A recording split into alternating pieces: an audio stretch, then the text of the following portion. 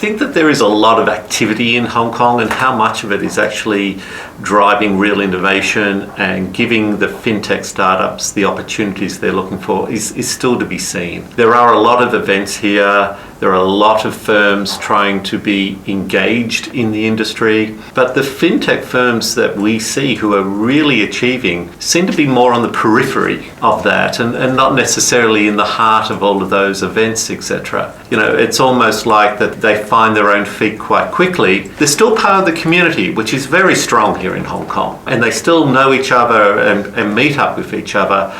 But the event structures and those sorts of things are a little bit overworked at the moment. And I think if Hong Kong was to consolidate those back and have fewer but better quality events, then I think that would be better for nurturing the community. So I think 2016 will be largely the same. I think we'll still see the same level of events and those sorts of things going on. What will be different though is we're now going to have the Innovation Technology Bureau. And it'll be interesting to see what activities it does and how it manages to bind the industry together. And by that, I mean the different elements of it, the startups, the VC firms, the incumbents, and the government. I think we'll also see the regulators start to actually step up and play a bigger role. Just recently, we've seen the HKMA come out with some clear statements around peer-to-peer and the payments markets and the way how they'll perceive the fintech industry.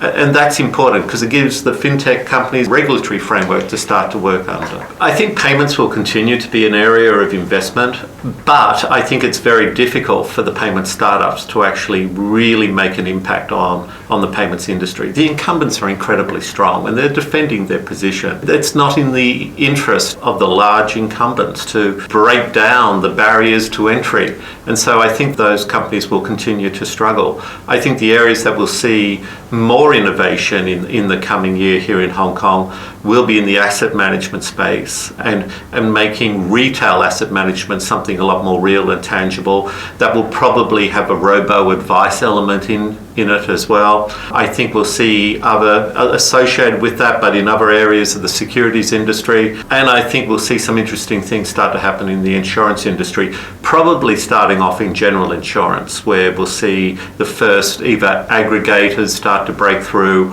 or the first true online general insurance offerings. I think for Hong Kong, life insurance has still got a little way to go.